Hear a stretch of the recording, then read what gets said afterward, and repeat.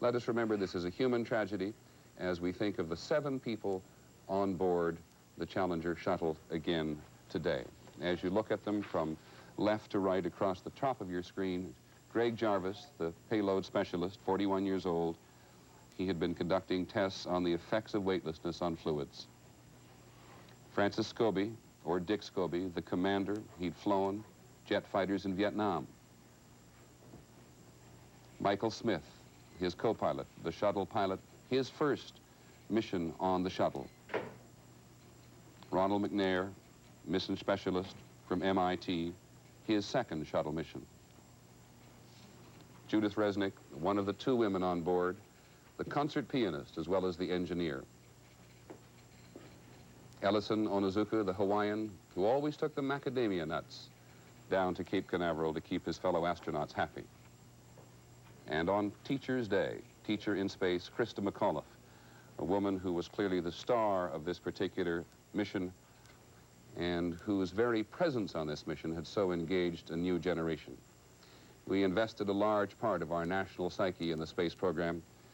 It is a catastrophe. It will surely set the program back, but America will stay in space. That's where America belongs. I'm Peter Jennings. Thank you for joining us. I hope you'll stay tuned for Nightline later with Ted Koppel as we and the nation continue to discuss this tragedy that has really befallen the nation. Good night. Tonight on Nightline, there is only one story today, the death of the Space Shuttle Challenger and of 7 American pioneers. We'll look at the long-term effects of today's catastrophe and how, in the history of exploration, triumph has often been preceded by tragedy. Among our guests, General Chuck Yeager. Good evening, I'm Ted Koppel, and this is Nightline. The death of Challenger and of 7 American pioneers. Sometimes painful things like this happen. It's all part of the process of exploration and discovery. It's all part of taking a chance and expanding man's horizons. The future doesn't belong to the faint-hearted. It belongs to the brave. The impact of today's tragedy on space exploration, on national security, and on all Americans.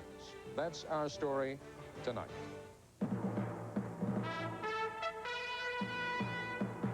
This is ABC News Nightline. Reporting from Washington, Ted Koppel. We need help in discovering meaning in what happened today, and we hope that some of our guests will be able to provide it. Chuck Yeager, the prototype of the American test pilot. Ray Bradbury, whose visions of what lies beyond our world help prepare us for reality. We need help in coming to terms with the latest graphic television image. It has become as familiar as the other television images that mark a particular tragedy or near tragedy for us. The Kennedy images from Dallas and Los Angeles, Martin Luther King in Memphis, and President Reagan's brush with death here in Washington. And now the image of Challenger clinging like a moth to an orange silo, rolling slowly onto its back, and finally exploding into fire and graceful white tendrils of smoke. Television has served all day and will serve for some time yet to come as the national mechanism by which we begin to vent our grief and our curiosity all at once. It is also the mechanism by which our leaders try to point the rest of us toward the purpose in what today at least seems like such a tragic waste. As Nightline correspondent Jed Duval reports, the astronauts who died today were cut from a familiar and terribly important strip of cloth. They were more than astronauts, of course, more than swashbucklers. They had the spirit of the seeker, the explorer, the one who wants to reach the edge of experience and have a look. They, the members of the Challenger crew, were pioneers. And I want to say something to the school children of America who were watching the live coverage of the shuttle's takeoff. I know it's hard to understand, but sometimes painful things like this happen. It's all part of the process of exploration and discovery. It's all part of taking a chance and expanding man's horizons. The future doesn't belong to the faint-hearted. It belongs to the brave. The Challenger crew was pulling us into the future, and we'll continue to follow. They were part of us, chosen from among 230 million Americans, and they took us with them out there to the edges. Each one is part of a group of darers in history, those who went out looking, groping into the unknown. Amelia Earhart did it herself, braving bad weather and a terrifying 3,000-foot drop when her aircraft iced up. Earhart became the first woman to solo across the Atlantic. A generation before Judy Resnick, an aerial pioneer by the name of Amelia Earhart had flown across the Atlantic by herself and was trying to go around the world when she disappeared in 1937. Today, we can take flying for granted because there were Amelia Earharts. You can think of Ronald McNair as the same sort of darer as Maxie Anderson and Don Ida. They were two American balloonists killed in a balloon race in Germany 2.5 years ago. Anderson, who had ridden a balloon across the Atlantic, once said, "Maybe we're all crazy, but someone must do this." Why do people do these things? For a buck? No, drug dealers do it for money. For fame? There are easier ways to that. Why have people always done it? For the wonder of it. To go out there and look back at the blue planet.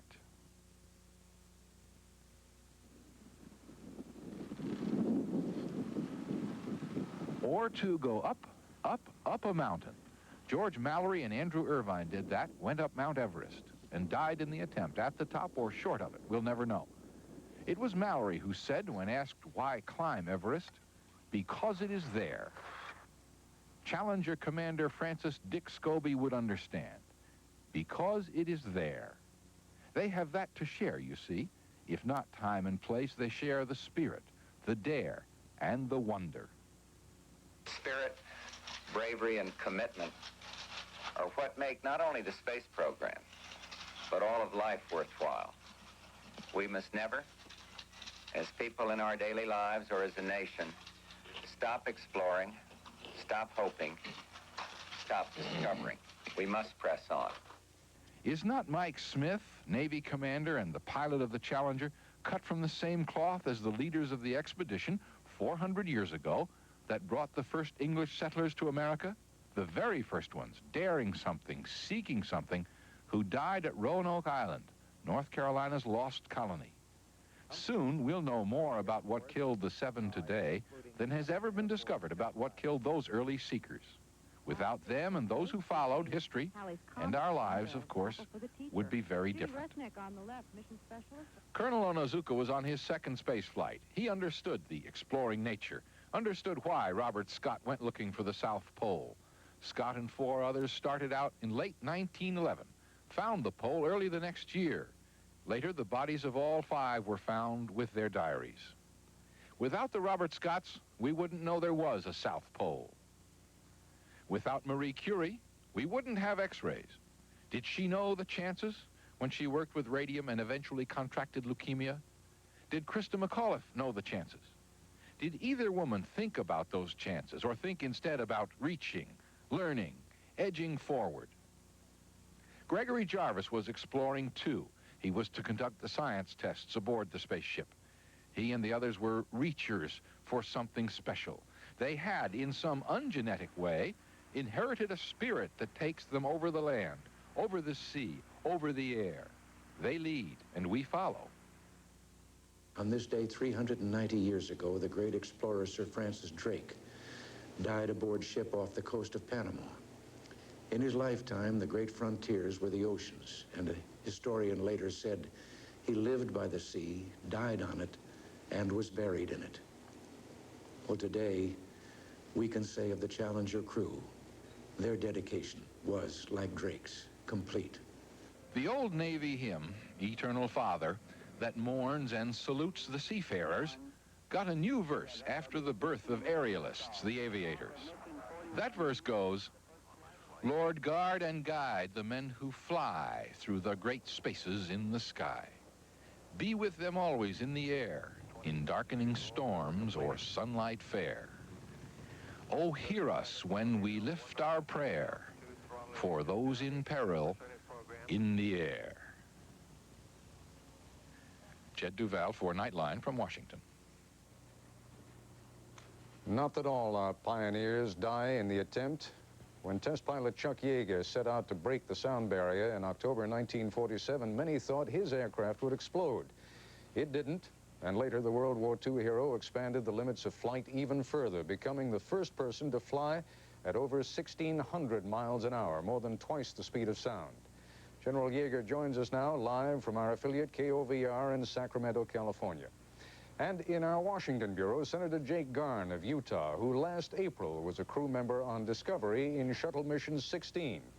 Senator Garn was the first lawmaker to fly in space. But, General Yeager, I want to start with you, and I hope you're going to be able to help us, as I suggested at the beginning of this program, understand what it is that motivates men like you and women like those who died today. Well, Ted, I think one of the big things that myself, for instance, I had a duty to perform back in 1947 when I was flying the X-1.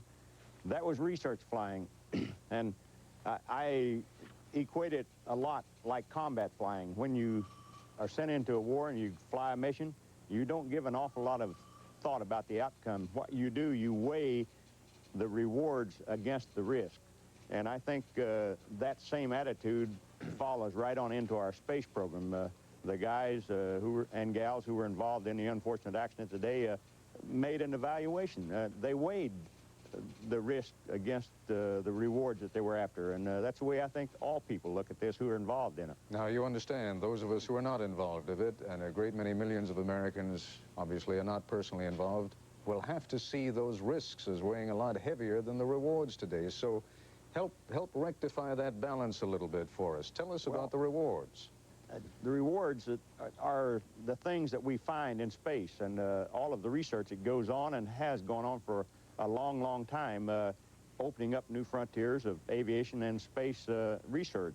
And the one thing, if you fly on a commercial airliner today, you accept it as very little risk, yet people get killed on commercial airliners. And we are and will be faced with that same problem for a long time when you start fooling with high-tech equipment. I thought you were going to go in a slightly different direction. I thought you were going to say that because of the work that men and women like you and other test pilots have done, we are able to travel as comfortably and as securely on commercial planes today. I guess one of the questions that I have to ask you is, where do these flights, the kind of flight that went so awry today, where is that going to be taking us? That will be taking us for many, many years into deep space research and development. The one thing that we're seeing happening today is the beginning of space exploration, and consequently what's coming about within the next 30, 40 years, you'll see a great deal of commercialization in space, and you'll see many companies involved in space technology developing new systems, new products, and also opening up deep space to uncover what is on Mars, for instance, or what are some of the moons of yours really made of. And that's what we see coming out of this whole space program. And yes, it's unfortunate that we lost the shuttle today, but in my opinion, it won't have a long-term effect on our space program per se. It'll have an immediate effect on the shuttle because obviously we won't launch as many payloads as we had planned this year. But as far as long-term effect, I don't think it'll have any effect at all because we've had something like this or similar accidents prior to today's shuttle. But we always regroup, find out what caused them, fix it, and press on.